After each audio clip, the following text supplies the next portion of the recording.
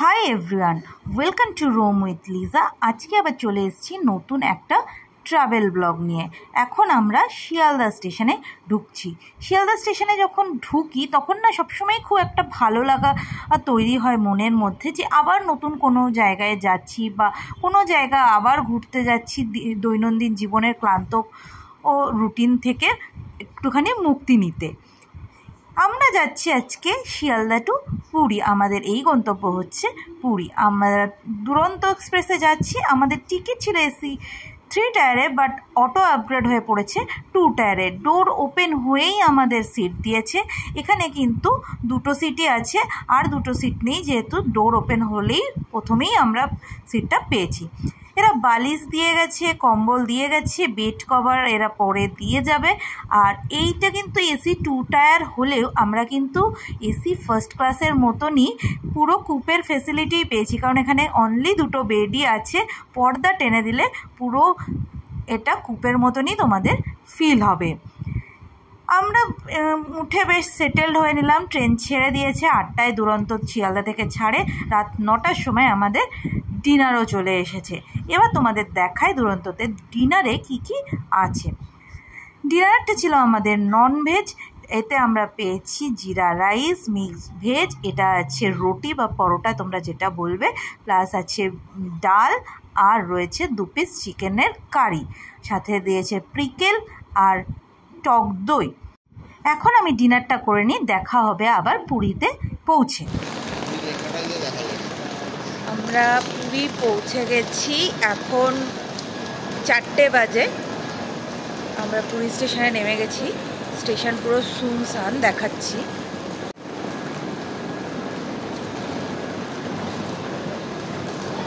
চারটে 2।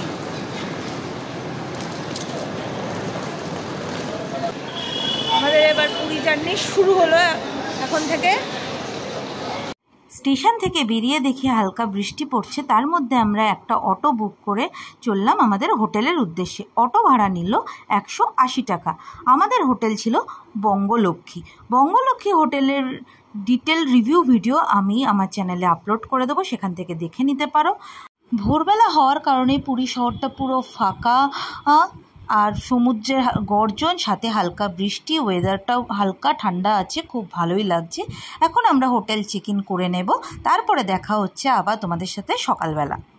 এখন আমরা বিচ ঘুরতে বেরিয়েছি। এখন ভোর 6:30। ভোর আর নেই, কিন্তু সূর্য এখনও দেখা যাচ্ছে না, কেন কি মেঘলা ওয়েদার, তাই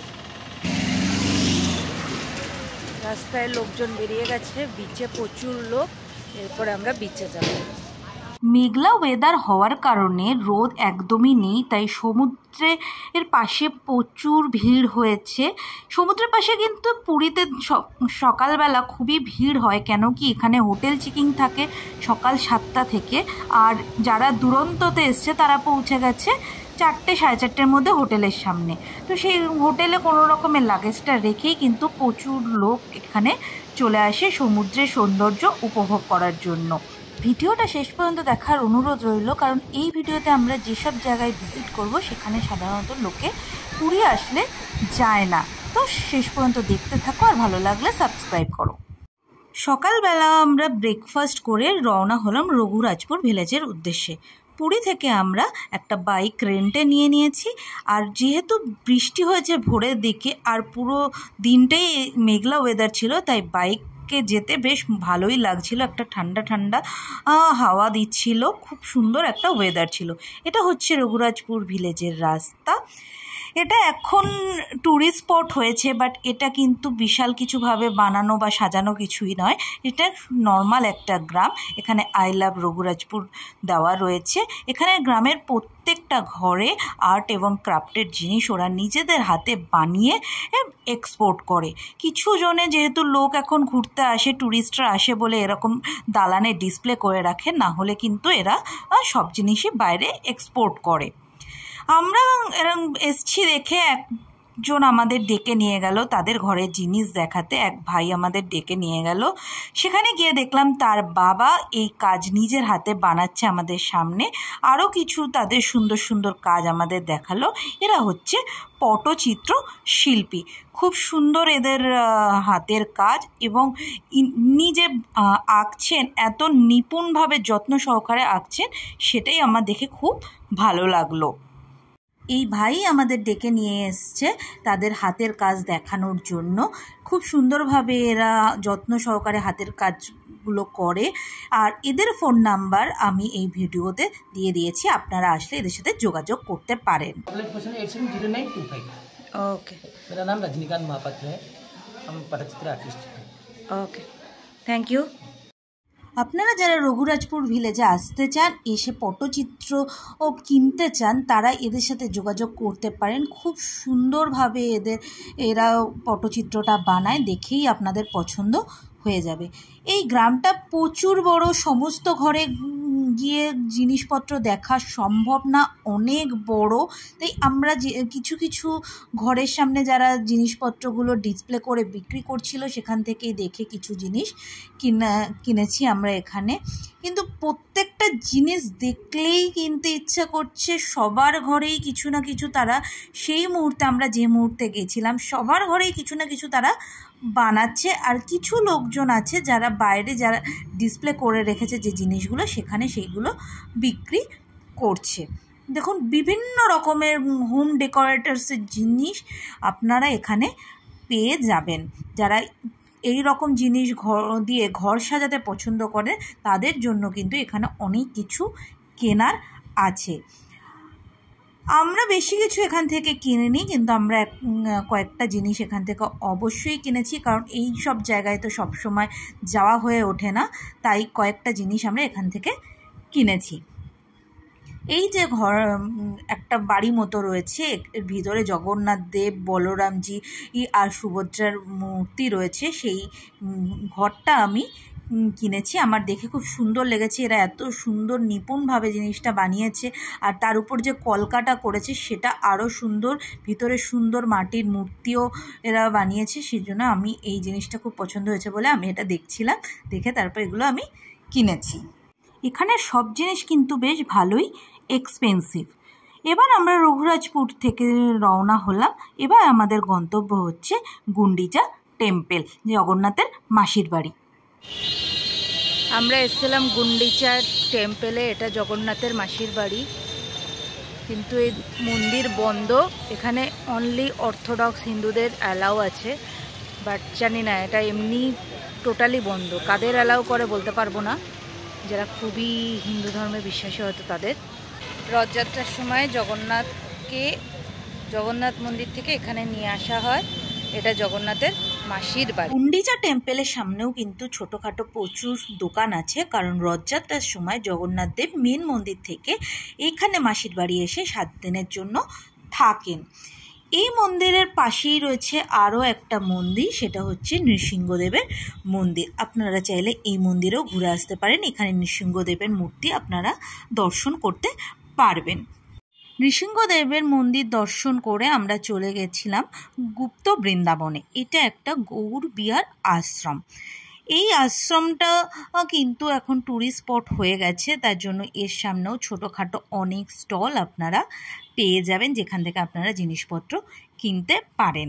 আর এই আশ্রমের গেটের ঠিক অপোজিটেই আমাদের জুতো রাখার ব্যবস্থা রয়েছে, কারণ আশ্রমের ভিতরে কিন্তু পুরোটাই আপনাদের খালি পায়ে ঘুরতে হবে।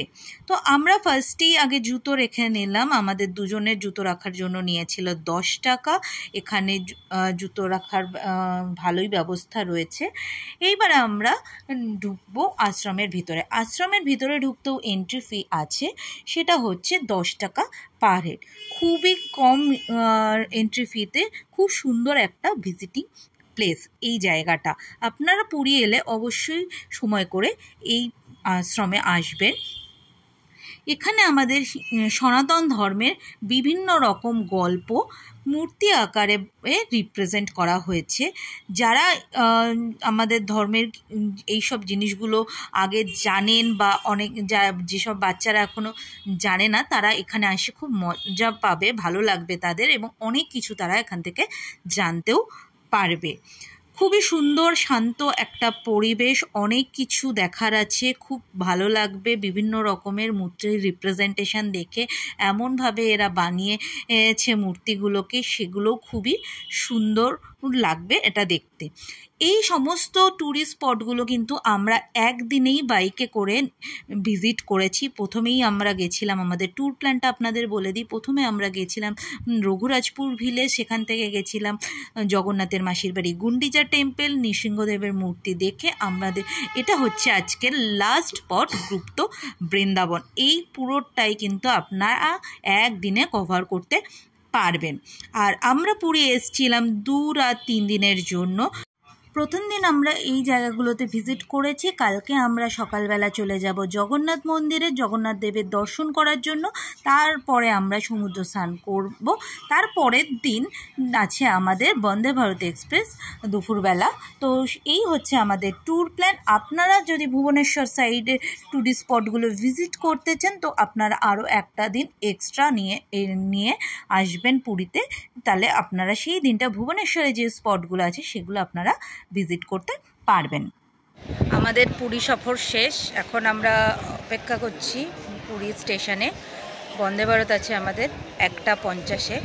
ট্রেন প্ল্যাটফর্মে এসে গেছে, কিন্তু এখনও ট্রেনে উঠতে দিচ্ছে না, তো সেই জন্য আমরা এখানে এখন ওয়েট করছি। ফার্স্ট টাইম আমি আজকে বন্দে ভারতে উঠবো। আমরা ট্রেনে উঠে লাগেজ রেখে সেটেল হয়ে গেছি। আর এখানে পেন্ট্রিকারের লোকজন খাবার লোড করছে। এদেরও এখানে দুরন্তের মতো এরা খাবার সার্ভ করবে, লাঞ্চ আর স্ন্যাক্স আমরা পাবো। আর এখানে চেয়ার কার ছিল, আমাদের মোটামুটি 8 ঘন্টার মতো জার্নি ছিল। সিটিং অ্যারেঞ্জমেন্টটা খুব ভালো, খুব কষ্ট হয়নি। লাগেজ রাখার এনাফ স্পেস রয়েছে। আর এখানে আমরা লাগেজ হিসাবে নিয়েছিলাম একটা 55 সেন্টিমিটারের ট্রলি। তাছাড়াও সেই ট্রলির উপরে অনেকটা স্পেস আছে, তো আপনারা যে কোনো বড় ট্রলিও এখানে রাখতে পারবেন। তার নিচেই রয়েছে লাইটের ব্যবস্থা। আপনারা যারা নাইটে ট্রাভেল করবেন চাইলে এটা অন করতে পারেন, এটা টাচ করে অন করতে হয়। আমরা সেটেল হয়ে গেছি। ওঠার সাথে সাথেই আমাদের কাছে চলে এসছে রেল নীরের ওয়াটার বটল। আগে ছিল 1 লিটার, এখন এরা 500 ml ওয়াটার বটল প্রোভাইড করছে। এবার পুরীকে বাই বাই জানানোর পালা। আর বন্দে ভারতের যে জিনিসটা আমার খুব বাজে লেগেছে সেটা হচ্ছে পুরো 8 ঘন্টা জার্নিতে মানে এত অ্যানাউন্সমেন্ট করতে থাকে এই স্টেশন, এরপরে এখানে আসার জন্য ওয়েলকাম, এত কিছু বলতে থাকে, এটা খুব বিরক্তকর। এই 8 ঘন্টা পরেই আমাদের লাঞ্চ চলে এসছে। লাঞ্চের মধ্যে ছিল দই, প্রিকেল, পরাঠা, তাছাড়া ডাল, মিক্স ভেজ আর জিরা রাইস। সব কিছুর উপরেই ডেট এবং কি আইটেম সেটা ভালোভাবে মেনশান করা রয়েছে। আর এখানে কাটলারিও দিয়ে দিয়েছে। দুরন্ত আর বন্দে ভারতের প্যান্ট্রি সেমই আইটেম আপনারা দুটো ট্রেনেই পেয়ে যাবেন। যারা দুরন্ততে চড়েছেন তারা যে কোয়ালিটির খাবার পেয়েছেন এখানেও সেম, কোনো টেস্টেরও কোনো হেরফের নেই। আমি দেখাচ্ছি খাবারগুলো কেমন, দেখুন এরকম আমাদের দুপুরের লাঞ্চ ছিল। বিকেলে আমাদের 5টা নাগাদ দিয়ে গেছে চা প্লাস একটা বাদাম চিট, ডায়েট মশালা মুড়ি, ম্যাঙ্গো জুস, আর সাথে দিয়েছে কচুরি, সাথে দিয়েছিল প্রিকেলস। এটা ছিল বিকেন্ডের স্ন্যাক্স। এরপরে চলুন আপনাদের দেখিয়ে দিই বন্দে ভারতের ওয়াশরুমটা কেমন। ওয়াশরুমটাও ভীষণ সুন্দর, পরিষ্কার। আর এটা খুবই পরিষ্কার পরিচ্ছন্ন একটা ওয়াশরুম, একটা সুন্দর বেসিন আছে, হ্যান্ড ওয়াশের ব্যবস্থা আছে, খুবই পরিষ্কার এটা। এইরকম ভিডিও দেখতে আমার চ্যানেলটাকে অবশ্যই সাবস্ক্রাইব করুন। আর ভিডিওটা ভালো লেগে থাকলে অবশ্যই লাইক এবং শেয়ার করুন। আজ এই পর্যন্ত।